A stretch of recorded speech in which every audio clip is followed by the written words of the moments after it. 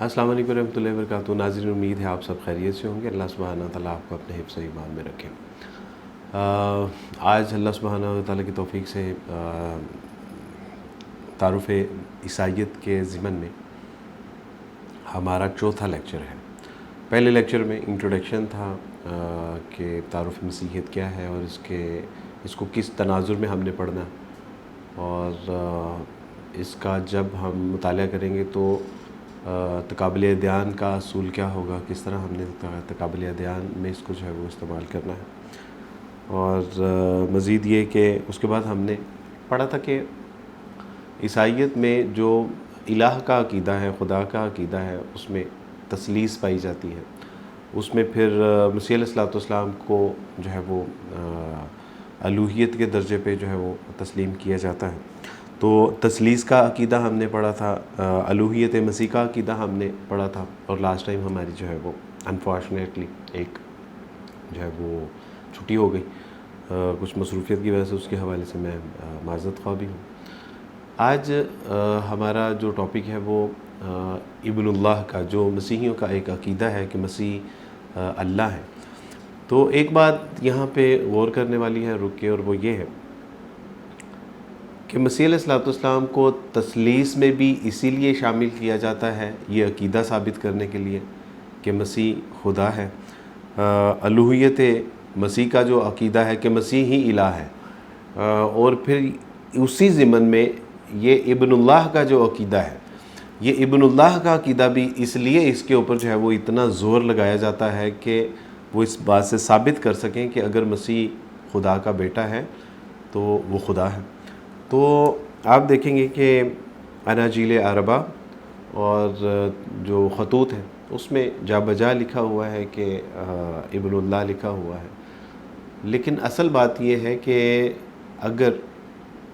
इब्नुल्लाह जिस तरह के बाइबल में लिखा हुआ है, अनाजील अरबा में और ख़तूत में लिखा हुआ है इब्नुल्लाह, तो लेकिन दूसरी जगह पे हम देखते हैं तो वहाँ पे इब्ने आदम भी लिखा हुआ है, और वहाँ पे इब्ने दाऊद भी लिखा हुआ है मसीह अलैहिस्सलाम के हवाले से। तो अगर इन दोनों चीज़ों को लिया जाए तो ये तज़ाद है, और अगर ये तज़ाद है तो जब कहीं तज़ाद पैदा होता है और दो चीज़ें होती हैं और दोनों मुतज़ाद होती हैं, तो उन मुतज़ाद चीज़ों में कोई एक ही चीज़ सही हो सकती है या दोनों गलत होंगे। ऐसा मुमकिन नहीं है कि दोनों चीज़ें सही हों। इसके पीछे एक एटमोलॉजी इस्तेमाल की जाती है, और वो ये है कि जब हम किसी मसीही से बात करते हैं कि मसीह अगर खुदा है तो वो खाता था, वो पीता था, वो सोता था, जागता था, वो उनको तकलीफ़ भी होती थी, उनको दर्द भी होता था, वो रोते भी थे, वो सोते भी थे, वो जागते भी थे। तो वो कहेंगे कि नहीं, मसीह अलैहिस्सलाम की दो हैसियतें हैं, एक नासूत और एक लाहूत, यानी वो मुकम्मल इंसान भी थे और मुकम्मल वो इलाह भी थे। अब ये एक बड़ी कंट्रोवर्शियल चीज़ है कि जिसके बारे में ना कभी मसीह अलैहिस्सलाम ने वजाहत की कि देखो भी मैं कामिल इंसान भी हूँ, कामिल खुदा भी हूँ, और ना कभी जो है वो शागिर्दों ने इसके हवाले से कोई तवज्जो पेश की। और मुग़लक़ चीज़ें जो होती हैं, मसलन मुग़लक़ से मुराद ये है कि जिनको बंद किया गया होता है, उनकी बेहतरीन तशरीह उसी किताब में अगर आए तो वो सबसे ज़्यादा जो है वो काबिल कबूल भी होती है और दलील भी होती है। तो हम देखते हैं कि जो मसीहियों का अक़ीदा है कि मसीह इसलिए इलाह है कि वो खुदा का बेटा है, तो वो कहते हैं कि चूँकि वो खुदा का बेटा है और जो बेटे का जौहर है वही बाप का जौहर है, तो इसलिए that's why Jesus is son of God. तो अब इसको बाइबल के तनाजुर से देखते हैं। देखें, एक कुरान का अक़ीदा है, एक जो है वो मुख्तलिफ़ सहाइफ़ का अक़ीदा है, दिगर अक़वाम का अक़ीदा है, लेकिन बाइबल का अक़ीदा इसके हवाले से क्या है, सबसे पहले उसको देखते हैं। हम देखते हैं कि ये जो इब्नुल्लाह का लफ्ज़ है, क्या मसीह अलैहिस्सलाम से पहले भी ये जो है वो अंबिया अलैहिस्सलाम पर बोला गया? तो हमें पता चलता है कि ये अक़ीदा पहले भी मौजूद था, लेकिन इब्नुल्लाह का अक़ीदा उसका मतलब ये नहीं था कि वो अल्लाह का हकीकी मानों में बेटा है, वो सुलभी बेटा है, he is the begotten son of God. इसका ये मतलब नहीं है, बल्कि उसका मतलब जो था, यानी अगर तौरात के तनाजुर में देखा जाए, ज़बूर के तनाजुर में देखा जाए, تو وہاں سے پتہ چلتا ہے کہ ابن اللہ کا جو مطلب تھا وہ پیارے کے لیے بولا جاتا تھا، وہ محبوب کے لیے بولا جاتا تھا، وہ چہیتے کے لیے بولا جاتا تھا، لیکن کبھی بھی کسی نے اس کا مطلب جو ہے وہ الہ نہیں لیا تھا کہ جو الہ کا بیٹا ہوتا ہے وہ بھی الہ ہوتا ہے، یہ کبھی کسی نے مطلب نہیں لیا تھا۔ اس کی ایک مثال ہم یہاں پہ دیکھتے ہیں، آپ کو اندازہ ہو جائے گا کہ ایک بار مسیح علیہ السلام کے شاگرد نے مسیح علیہ السلام کو ابھی دعوت و تبلیغ کا سلسلہ شروع کیے صرف 2 دن ہوئے تھے، اور جو مسیح علیہ السلام کے ایک شاگرد تھے انہوں نے نتن، ایک یہودی عالم تھے،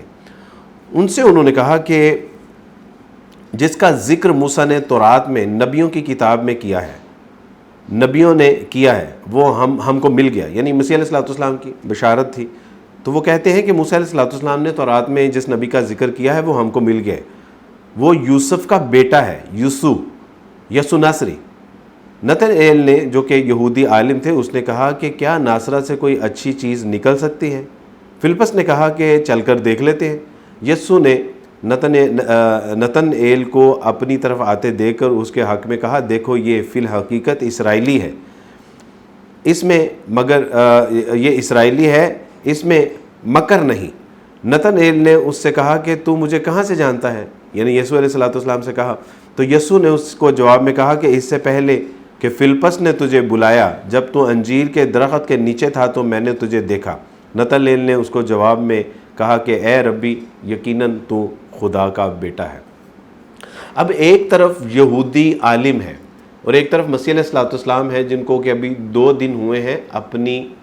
جو ہے وہ دعوت و تبلیغ کا آغاز کیے یا نبوت کا اظہار کیے۔ تو ہاؤ اٹس پاسبل، یعنی وہ کون سی ایسی چیز تھی کہ جس کی وجہ سے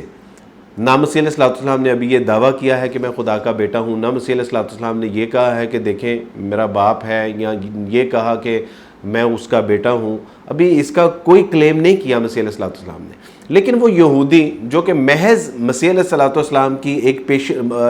مسیح علیہ السلام کو ایک خرق عادت معاملہ کرتے دیکھا کہ جب تم فلاں جگہ پہ کھڑا تھا میں تجھے تب سے جانتا ہوں، تو انہوں نے کہا کہ یقیناً تو خدا کا بیٹا ہے۔ یعنی اس سے کس طرح پتہ چلتا ہے؟ اب بات یہاں سے واضح ہوتی ہے کہ ان کے یہاں نیک اور صالح کے لیے لفظ بیٹے کا استعمال ہوتا تھا، یعنی کہ خدا کا بیٹا اس شخص کو کہا جاتا تھا جو نیک ہوتا تھا، جو صالح ہوتا تھا، جو اس کا مقرب ہوتا تھا، جو اس کا محبوب ہوتا تھا۔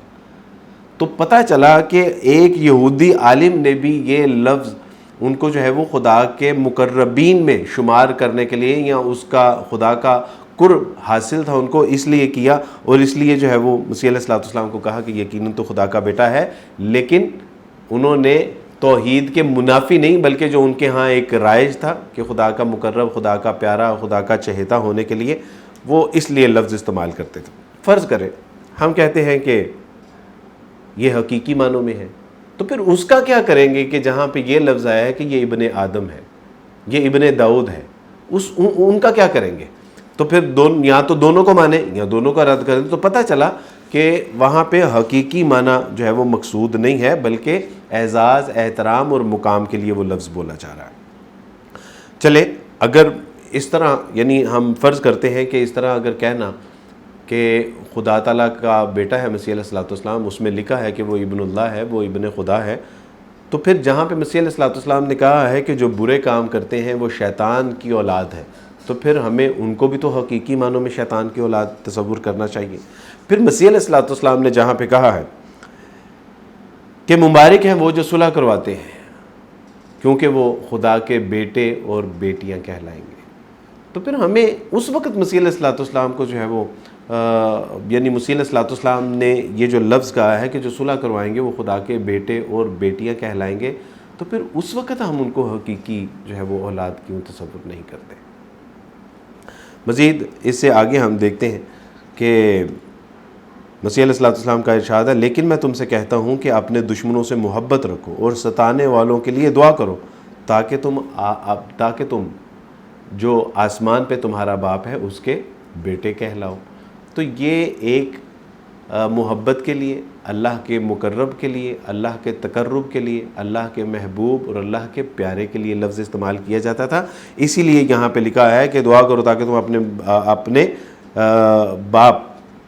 کہ جو آسمان پر ہے بیٹے کہہ لو۔ تو پتہ چلا کہ یہ لفظ حقیقی معنوں میں کبھی استعمال ہو ہی نہیں سکتا، یہ ممکن نہیں ہے۔ اور اگر ممکن ہے تو پھر مسیح علیہ السلام نے کہا کہ جس طرح اچھے کام کرنے والے خدا کے بیٹے اور بیٹیاں ہیں، اسی طرح برے کام کہلوانے والے شیطان کے بیٹے ہیں، تو پھر ان کو بھی ہمیں حقیقی معنوں میں ماننا پڑے گا، لیکن ایسا جو ہے وہ ممکن نہیں ہے۔ تو جیسے میں نے عرض کی کہ بائبل میں اس کو حقیقی معنوں میں نہیں بلکہ جو ہے وہ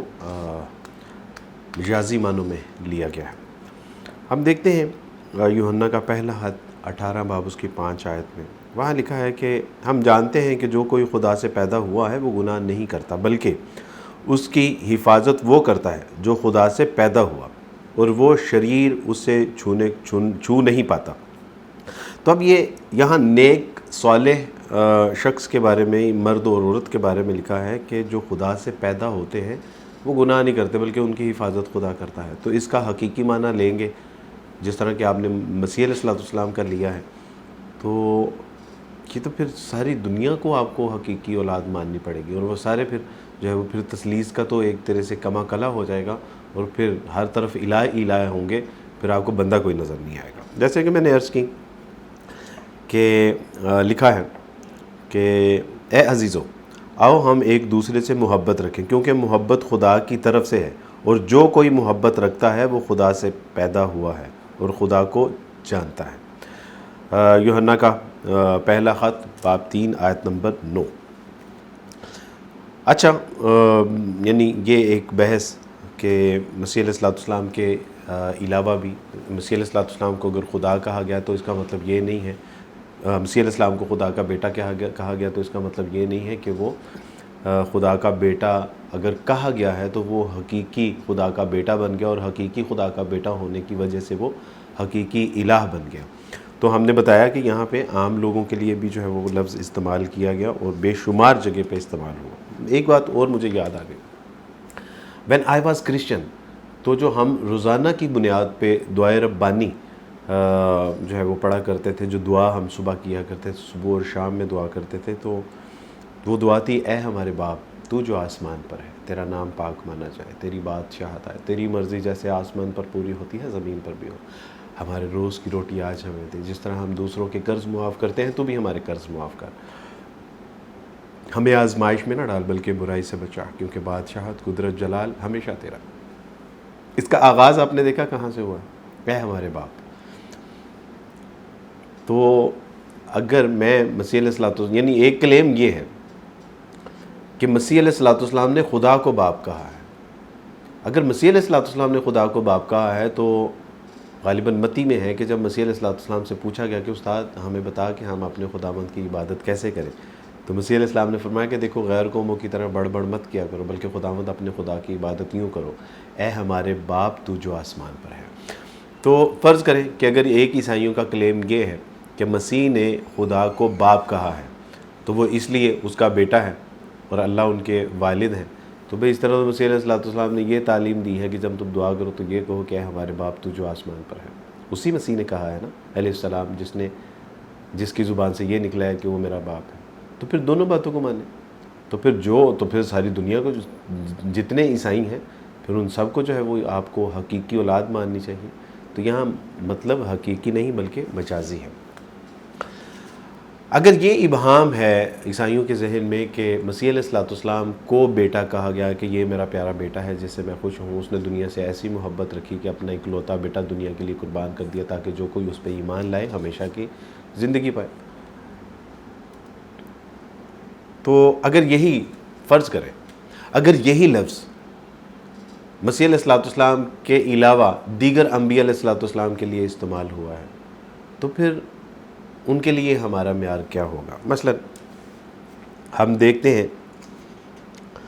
کہ اسرائیل کے بارے میں آتا ہے کہ اسرائیل میرا بیٹا ہے، اور صرف یہ نہیں کہا کہ اسرائیل میرا بیٹا ہے، یعقوب علیہ السلام کے لیے کہا کہ اسرائیل میرا بیٹا ہے بلکہ پہلوٹا ہے، ان کے بارے میں کہا جا رہا ہے کہ وہ صرف میرا بیٹا ہی نہیں ہے بلکہ وہ میرا بڑا بیٹا ہے۔ انجیل لوکا میں جناب مسیح علیہ السلام کا نسب نامہ جہاں پر ختم ہوتا ہے نا، تو وہاں پر لکھا ہے ابن جو ہے وہ آدم ابن خدا۔ اب بتائیے، انجیل لوکا 38 چیپٹر نمبر 38 ورس نمبر 3، تو وہاں پہ جب آدم کے یعنی مسیح علیہ السلام کا جو نسب نامہ ہے، اگر مسیح علیہ السلام خدا کے بیٹے ہیں تو نسب نامہ کس بات کا؟ تین نسب نامے جو ہے وہ انجیل میں ملتے ہیں، تو نسب نامہ کس چیز کا؟ نسب نامہ تو انسانوں کا ہوتا ہے، اور لکھا ہے کہ داؤد کی نسل سے ہوگا وہ۔ تو مسیح علیہ السلام کا ایک نسب نامہ جو کہ انجیل لوکا نے نقل کیا ہے، اس کا اینڈ جو ہوتا ہے وہ یہ ہوتا ہے کہ آدم ابن خدا۔ تو ویسے بھی سچی بات ہے کہ حضرت آدم علیہ السلام اللہ سبحانہ تعالیٰ کی اولاد کہلانے کے زیادہ مستحق ہے۔ اگر یہی ہم نے معیار قائم کرنا ہے کہ جو تورات میں ہے، زبور میں ہے، انجیل میں ہے، تو اس لیے ہم ان کو مانتے ہیں، تو پھر آدم علیہ السلام کو وہ زیادہ اس کا استحقاق رکھتے ہیں۔ کیوں؟ وہ اس کا استحقاق اس لیے رکھتے ہیں کہ وہ تو بغیر ماں اور بغیر باپ کے پیدا ہوئے ہیں، جبکہ مسیح علیہ السلام تو محض باپ کے بغیر پیدا ہوئے ہیں۔ تو پھر اس کا مطلب ہے کہ آدم علیہ السلام اس کا زیادہ استحقاق رکھتے ہیں، وہ زیادہ اس کے مستحق ہیں۔ اب ہم دیکھتے ہیں ایک دو حوالہ، بے شمار حوالے ہیں لیکن ایک دو حوالے ہم دیکھ لیتے ہیں کہ دیگر انبیاء علیہ السلام کو بھی اللہ سبحانہ تعالیٰ نے یعنی تورات زبور میں جو ہے وہ بیٹا کہا۔ تب فرعون سے یوں کہنا، تب جب موسیٰ علیہ السلام کو جو ہے وہ فرعون کی طرف بھیجا گیا تو فرمایا کہ تب تم فرعون سے یوں کہنا کہ خداوند نے یوں فرمایا ہے کہ اسرائیل میرا پہلوٹا بیٹا ہے، اس لیے میں تجھ سے کہتا ہوں کہ میرے بیٹے کو جانے دے تاکہ وہ میری بندگی کرے، اور اگر اسے نہیں جانے دیتا تو دیکھ میں تیرے پہلوٹے بیٹے کو مار ڈالوں گا۔ یعنی ہمیں جو ہے وہ ہم اسرائیلی روایات ہوں یا جو پرانے انبیاء علیہ السلام پہ اترنے والی کتابیں ہیں، مصحف ہیں، ان کی تحریروں کے حوالے سے، ان کی آیات کے حوالے سے، ان کے ابواب کے حوالے سے، یا جو ان کے اندر جو ہے وہ قصے بیان کیے گئے ہیں، اس کے بارے میں ہمارا مسلمانوں کا مزاج یہ ہونا چاہیے کہ نہ ہم اس کو جھٹلاتے ہیں نہ ان کی تصدیق کرتے ہیں۔ لیکن کتابیں آئی تھیں وہ اپنی اصل حالت میں موجود نہیں ہیں، تو لہٰذا جو لکھا ہے کم سے کم آپ کے دعوے کے لیے تو یہ آپ کے دعوے کی جو توڑنے کے لیے دلیل کافی ہے کہ اس میں لکھا ہے کہ صرف بیٹا نہیں بلکہ پہلوٹا بیٹا۔ اسی طرح داؤد علیہ السلام کے بارے میں تورات میں آتا ہے، زبور میں، اور جب تیرے دن تمام ہو جائیں اور تو اپنے باپ دادا کے ساتھ سو جائے، اور جب تیرے بعد تیری نسل کے جو تیری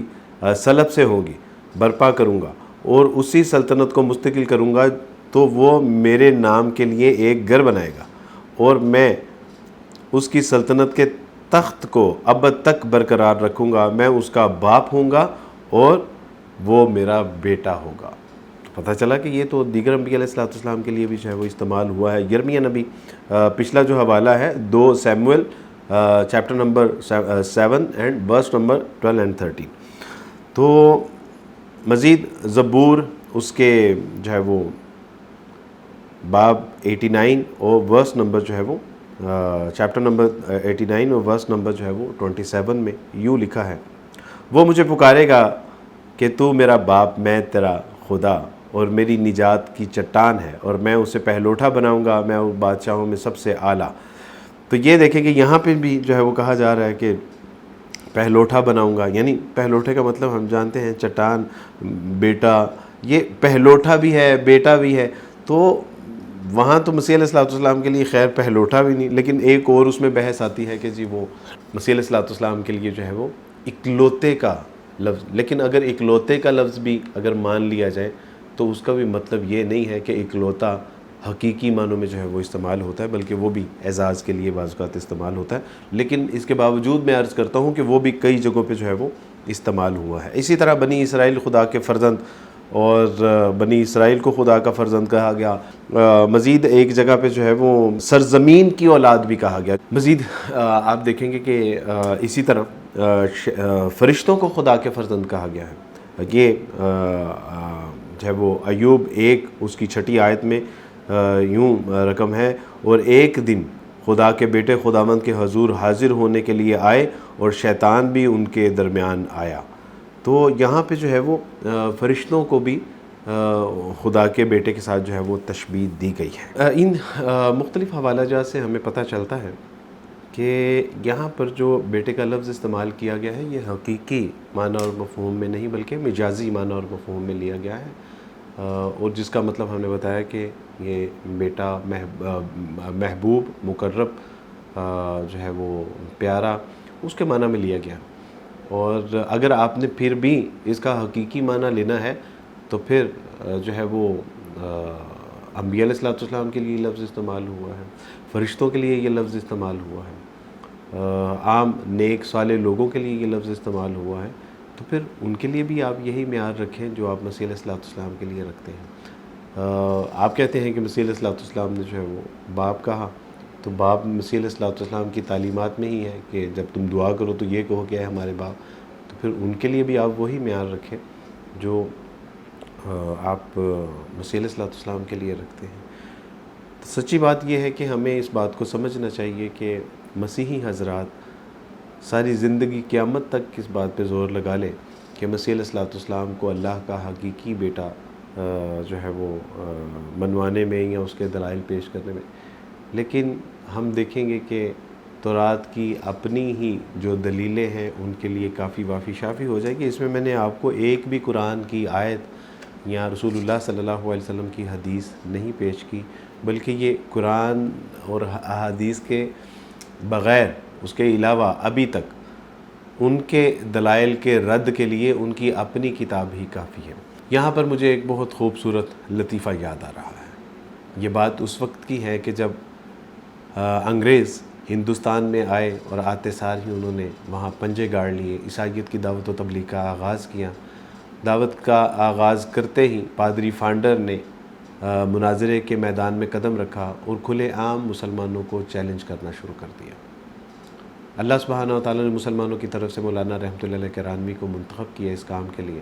اور ایک مناظرہ طے پایا۔ وہ مناظرہ جب طے پایا تو پادری فانڈر نے کہا کہ مولانا آپ بات کا آغاز کیجئے، تو مولانا نے کہا کہ نہیں، آپ ہم سے بڑے ہیں، آپ آغاز کیجئے۔ پادری فانڈر نے کہا کہ میں آپ سے پوچھنا چاہتا ہوں کہ محمد صلی اللہ علیہ وسلم کہاں پہ ہیں؟ رحمۃ اللہ کرانوی رحمۃ اللہ نے فرمایا کہ وہ جنتوں میں ہے۔ پادری فانڈر نے کہا کہ آپ کے کہنے کا مطلب ہے کہ اللہ کے مقربین میں سے ہیں، اللہ کے قرب میں ہیں، جنتوں میں ہیں؟ تو انہوں نے کہا کہ جی، وہ اللہ سبحانہ و تعالیٰ کی جنتوں میں ہیں، اللہ کے مقربین میں سے ہیں، اللہ کے قرب میں ہیں۔ تو وہ کہنے لگے کہ اللہ سبحانہ و تعالیٰ کی جنتوں میں ہے، اللہ کے قرب میں ہے، تو تب انہوں نے اللہ سبحانہ و تعالیٰ سے یہ کیوں نہ سفارش کی کہ جب ان کے نواسی اور نواسیوں کو بے دردی کے ساتھ شہید کیا جا رہا تھا، ان کے اوپر ظلم و ستم کیے جا رہے تھے، مصیبتوں کے پہاڑ توڑے جا رہے تھے۔ مولانا رحمۃ اللہ کرانوی یہ ان کا جملہ سن کے کچھ دیر کے لیے خاموش ہو گئے۔ مجمع میں چہم گوئیاں ہونا شروع ہوئیں کہ آج تو مولانا نے مروا دیا۔ مولانا اگر آپ کو مناظرہ نہیں کرنا آتا تھا، آپ باتوں کے جواب دینے سے قاصر تھے، تو کیوں مناظرہ کیا؟ مولانا رحمۃ اللہ علیہ کرانوی تھوڑی دیر بعد گویا ہوئے اور انہوں نے کہا کہ انہوں نے اللہ سبحانہ و تعالیٰ سے کہا تھا۔ تو پادری فانڈر نے مسکراتے ہوئے کہا تو پھر کیا کہا اللہ سبحانہ و تعالیٰ؟ تو مولانا کرانوی رحمۃ اللہ نے فرمایا کہ اللہ سبحانہ و تعالیٰ نے کہا کہ میں تو رومی اور یہودیوں سے اپنا بیٹے یعنی مسیح کو نہ بچا سکا کہ ان کو جو ہے وہ صلیب پر چڑھا دیا، میں آپ کے نواسے اور نواسیوں کو کیسے بچاؤں؟ تو یہ ایک بہرحال ایک لطیفہ ہے۔ تو اور یہ ظاہر ہے کہ یہ جو ہے وہ منطق سے اس کا تعلق ہے، تو بات کا جواب دینے کے لیے بات کو بنانا پڑتا ہے۔ تو اللہ سبحانہ و تعالیٰ سے دعا ہے کہ اللہ سبحانہ و تعالیٰ بات کو سمجھنے کی توفیق عطا فرمائے، اور یہ جو مسیحیوں کا ایک باطل عقیدہ ہے الوہیت مسیح کا، کہ جس کے ضمن میں تثلیث کو بھی ثابت کرتے ہیں، جس کے ضمن میں ابن اللہ کو بھی ثابت کیا جاتا ہے، جبکہ بائبل اس کی نفی کرتی ہے کہ نہ وہ جو ہے وہ تثلیث کا کوئی حصہ ہے اور نہ ہی جو ہے وہ ابن اللہ ہے حقیقی معنوں میں، ٹھیک ہے، ہمیں کوئی اعتراض نہیں ہے کہ اگر اس میں استعمال ہوا ہے تو پھر وہ دیگر لوگوں کے لیے بھی استعمال ہوا ہے، وہ نبیوں کے لیے استعمال ہوا، وہ فرشتوں کے لیے استعمال ہوا، وہ عام انسانوں کے لیے استعمال ہوا، تو پھر ہم جو ہے وہ آپ کو اس کا اختیار دیتے ہیں کہ جو معیار آپ مسیح علیہ الصلوۃ والسلام کے لیے استعمال کرتے ہیں وہی معیار آپ دوسرے لوگوں کے بھی لیے استعمال کریں، وگرنہ صورت دیگر یہ ہے کہ مسیح علیہ الصلوۃ والسلام حقیقی معنوں میں نہیں بلکہ مجازی معنوں میں جو ہے وہ خدا کے بیٹے ہیں، جس کا مطلب مقرب ہے، محبوب ہے، پیارا ہے، چہیتا ہے۔ بارک اللہ فیکم، اللہ سبحانہ تعالیٰ آپ کو جزائے کثیر عطا فرمائے۔ اسامہ بھائی بہت شکریہ، اور کوئی سوال ہو تو جیسے ہم نے پچھلی بار یہ ڈیسائیڈ کیا تھا کہ ایک واٹس ایپ گروپ بنا لیجئے اور اس میں آپ سوالات کر لیجئے، اور ان سوالات کے ایک ایک کر کے میں جوابات دے دیا کروں گا۔ بارک اللہ فیکم، اللہ سبحانہ تعالیٰ آپ سب سے راضی ہوں، اور اللہ ہمیں حق بات کو پڑھنے کی، اس کو سمجھنے کی اور اس کے مطابق عمل کرنے کی توفیق عطا فرمائے۔ بارک اللہ فیکم، السلام علیکم ورحمۃ اللہ وبرکاتہ۔